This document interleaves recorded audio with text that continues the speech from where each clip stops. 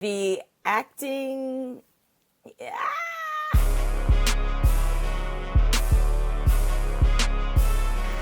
If you've ever wondered what the movie Heat starring Robert De Niro and Al Pacino would look like with an all-black cast, Netflix has you covered with their latest series, Nemesis. We're discussing that and much more on this latest episode of The Black Watch.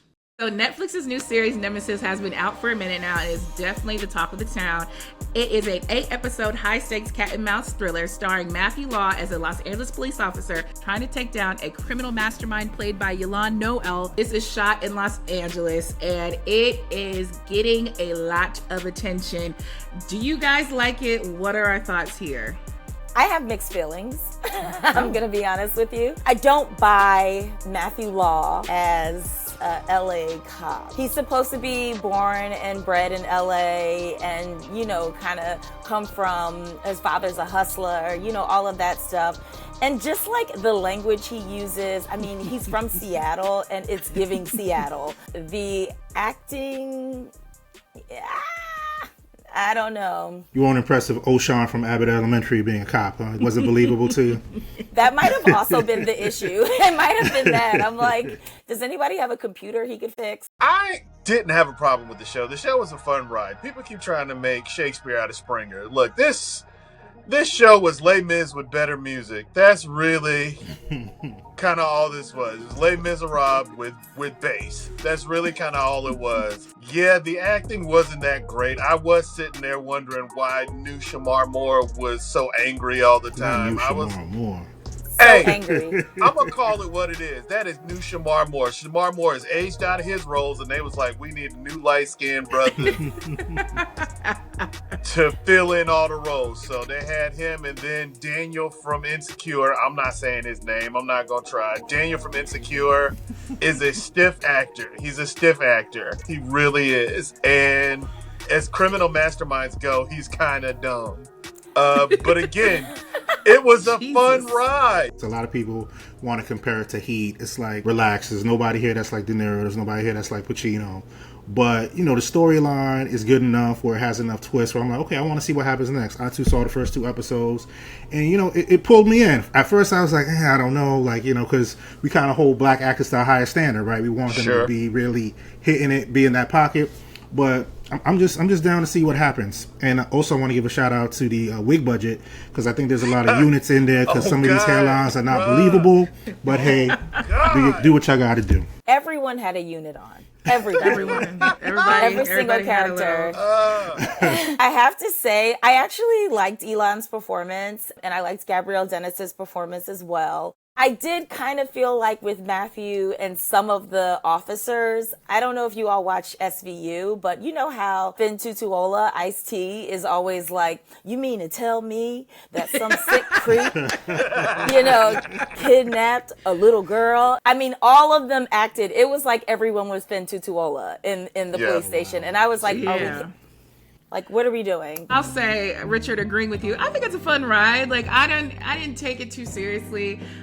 Every time I see him, I really do see Daniel from Insecure. So I'm like, Daniel, why are you robbing these people? Like, what's wrong with you? What would Issa say? But I liked it. Like you said, Sarita, I think Gabrielle Dennis did a great job. I like that you get to see more than just the robbing and then the police officer on the hunt. You get to see more of their personal lives, and I think that was interesting too. So, I enjoyed it. I thought it was cute. I would dare say the ladies kind of carried the series. They really kind of I would agree. Do.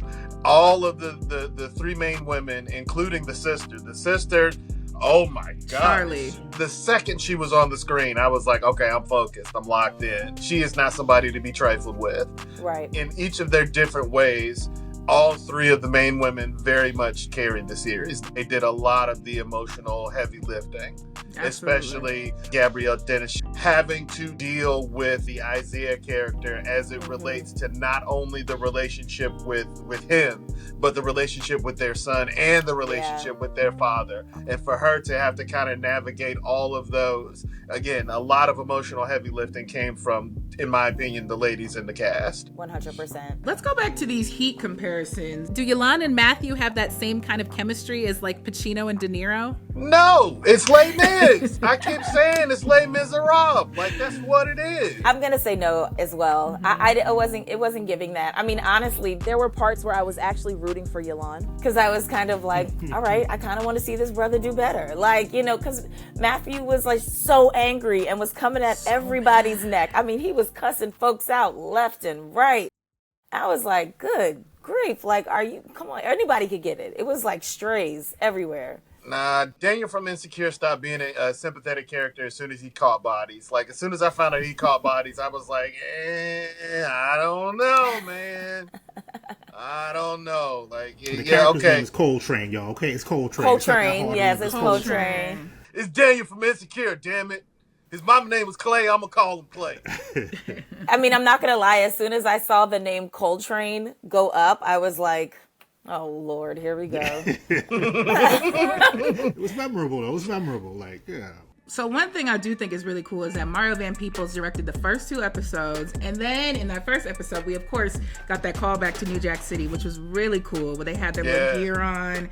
I thought that was dope. That Halloween scene that really like kicked everything off. I love the whole aesthetic of it. He had the gold rope chain and the Kango and he totally sold the look. And yes, especially being, part of that dark skin coalition, he locked it in.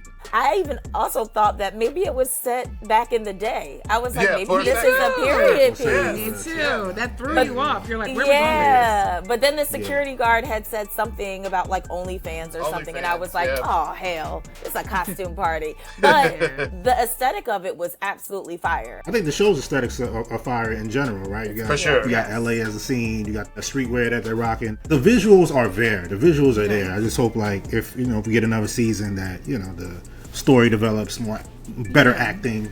No disrespect to those doing their thing, but yeah. And shout out to the wardrobe department, because I've seen a lot of guys actually, and I feel like you don't get this, but I've seen a lot of guys on IG talk about like the outfits. They're like, "Ooh, who made this?" And I'm gonna dress like that. And I'm like, okay, well that's cool. Yeah. So Yeah. The wardrobe was great. I don't know about those Lakers jerseys with the t-shirts underneath. I was like, heck, you don't. Yo, the way he wore that Lakers jersey was so infuriating. The blatant undercover cop, like, okay, Yes, officer. I'm like, yeah. Oh, you're undercover. You right? might as well have Right. a boombox. Like, what are you doing? Right. Unless you're playing a pickup game or something, like, why the hell are you wearing a jersey? Like, dude, you're 40 plus. With your badge just hanging out. It's Right. like, you give everybody in the neighborhood a hard time, don't you? Yeah, he had the Fear of God hoodie. He had the Denim Tears hoodie, but he also had a Lakers jersey. Come on, dog. Like, it don't Right. match. Those two things do not go together, sir.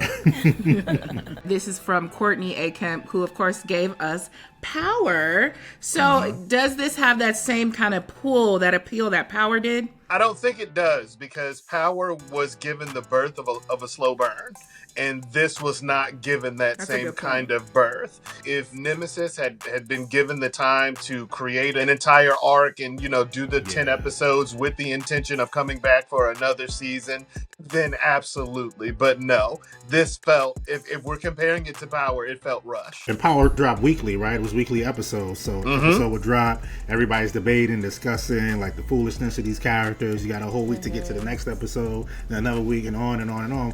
They just dropped this all at one time, so it's a different dynamic. Plus, Power was kind of like a surprise too. Nobody was expecting Power to take off like it did. Not at all. Do you feel like there wasn't enough backstory in this show, since it was a limited series? Do you feel like they kind of crammed a lot into these episodes? Absolutely. There's way too much exposition. Again, but that's because that's part of the reason that it felt rushed. Like, the backstory in most cases could have been an entire episode, but they were just like, hey, just so you know, we need to cram this in there. He used to be a thug, and you need to know this right now. This is important. Okay, moving on. I didn't even realize that his name was Isaiah until like damn near halfway through the first episode, until Gabrielle called him Isaiah. I was like, who the hell is that? Because they were calling him by his last name. Yeah. And I mean, also, there was like the thing with his father, that tension. And I didn't understand fully what had happened with his brother until, like, it just was kind of like, y'all are trying to set this up, and I can always see where you're going with it. Right. But the plane might not be landing. It might be like landing and then having to take back off again. Like, it's not To me, it was a lot of backstory, but also not enough. Yeah, it's kind of like you mentioned SVU, right? Where they kind of like cram everything in with the investigation, and that's how you peel the layers and get. So yeah, it was tough to get all of that into an 8-episode arc, because you really do want to find out what drives these characters, right? It's like, well, he must have been military. This guy might have a gambling problem. Like, we want to learn that because we want to try to relate to these characters somehow, some way. And there's only so much you can do. Universe building takes time. You got to, you got to open the bottle, let it decant a little bit. But no, they popped the cork and immediately started pouring. And it's just like, okay, all righty. One of my pet peeves is when people put all of the story in the dialogue, where it's literally that Law and Order, model where it's like, we're going to tell you exactly like, well, because me and him have been together since college. And then there's a guy that, oh, are you sure you wouldn't rather be with the guy that you were with in college? Who, it's like, come on now. Like, now I know exactly who that is. Right. Like, there's nothing. Right. It's just like so specific. I'm like, you also sound winded because you just said all that long stuff. So in the first few days of dropping, it had a 91% Rotten Tomatoes score, but the popcorn meter score from audience sits at 49%. So Rotten Tomatoes, the critics, they're like 91%, it's pretty cool, but the audience is at 49%. Why do you think the audience is being more critical than the critics on this one? I have an idea. Because the show is shallow as hell. Like, it's about as deep as a Jet magazine. I think for me, it's not Shakespeare. For me, I would say one thing that was missing, if we're making power comparisons, is where is the steamy sex scenes? That's a fact. Like, you got a heartthrob. We don't have a lot of those anymore in Hollywood. Good looking man. So I remember they were setting up for the first sex scene, and I was like, okay, all right. Me too. I thought they were about to get it. I was like, okay, we're going to see him shirtless. We might get a little insecure where they showed a little butt cheek or something. I was like, we ain't getting nothing. It was just very dry, and I was like, okay, well, I feel like he should have been utilized more for his sex symbol status. I'll say that. Is the story not enough, Danny? Is the story not enough? I am of the belief that just a little or two just makes everything a little bit better. Just a little peek. Just a little, Okay, so let's switch gears here and talk about another show we've been watching, DTF St. Louis on HBO Max. This is an American dark comedy miniseries about a love triangle between 3 adults experiencing middle-age fatigue that leads to one of them ending up dead. It stars Jason Bateman, Linda Cardellini, and David Harbour, and it reached 2.5 million viewers in the U.S. within its first 3 days availability. It also holds an 87% approval rating on Rotten Tomatoes. All right, y'all. What do we think about DTF St. Louis? First of all, the name threw me off. I was like, what do you mean DTF? You know what it means. You know exactly what it means. But you look at these characters and I'm like, they're DTF? This is who's DTF? No shade, but... When I first found out about this show, I thought back to a friend of mine who's a comedian as well, and she made the joke, you never want to be the best looking person at the orgy. And now I kind of understand why. If I did swing with these people, I wouldn't tell anybody. I wouldn't tell a soul. Listen, I love David Harbour. I love Jason Bateman. But these two losers were working my nerves from the get-go. I'm like, where are we going? Where is this heading? Like, it's tough to like really explain what the story is about in the trailers, right? So once I got into it, I was like, I don't know. But then when the character was presented, Joy Sunday's character, the detective having to deal with this passive-aggressive older white detective, and she having to do all the legwork and making it happen, like, I appreciated that part. I really liked the fact that she was like also freaky and was kind of like, oh no, this means that. And that means this. Like, and she was like, yeah, me and my husband, we practice this and we do that. It was such a whodunit. And then when we finally found out what the result was, it's like, interesting. That was a little weird. But yes, it was rewarding to me every weekend when I would watch it. Like, literally watched it every Sunday.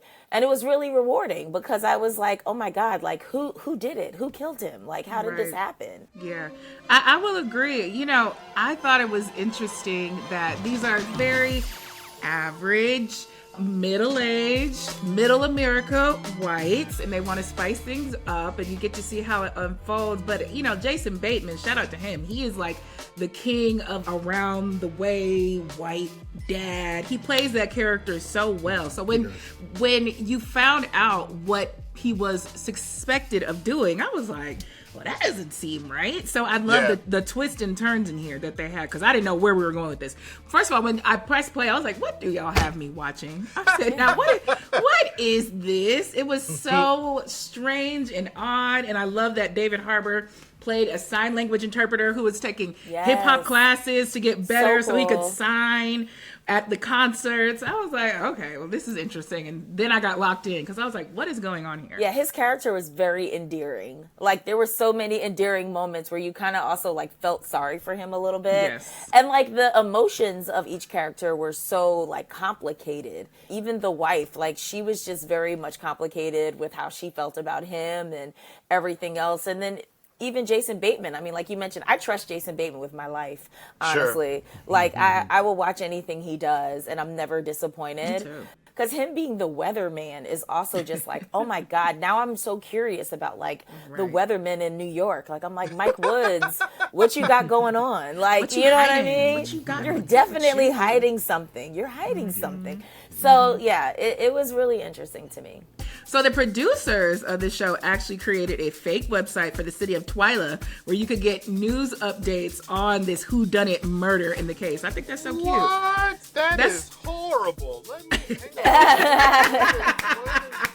That is such smart marketing. That is so smart. I love when shows do that. Yeah, it makes people feel like they're a part of the community, you know, and they have stake in it. It's super smart. Who do you guys think this show is for? Honestly, I would say this show is for people who do like the mystery factor of things, like a whodunit. Also for people who are on the fence about swinging, because this ain't what you want. This ain't what you want. It's definitely worst case scenario swinging, for sure. Right. And of course, anybody who's a fan of a regular guy with a deep, dark secret, because Jason Bateman does that so well. That's a testament to how good he is, too, right? Because, like, we watch him, you're like, you know what, he's up to something. He's always up to something, but you still can't really figure it out till we even get there. It's like, oh, that's what he's doing.